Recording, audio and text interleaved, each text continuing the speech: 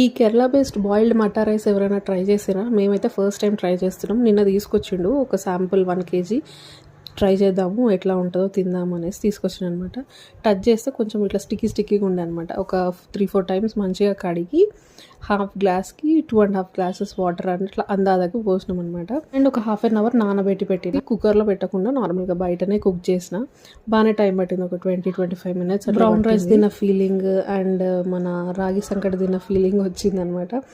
So ఇట్లా చాలాసేపు పట్టిందనమాట. Cook అయినాక చూస్తే ఇట్లా మెత్తగా అయినాక సిమ్లో పెట్టి మూత పెట్టి ఒక 5 minutes అట్లే ఉంచితే మంచిగానే అయిందనమాట రైస్.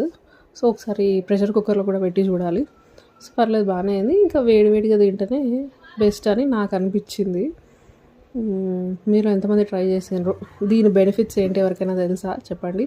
అండ్ నేను నాన్ వెజ్ ఉంటే సో నాన్ వెజ్తో ట్రై చేసిన. వీడియో నచ్చితే ప్లీజ్ సబ్స్క్రైబ్.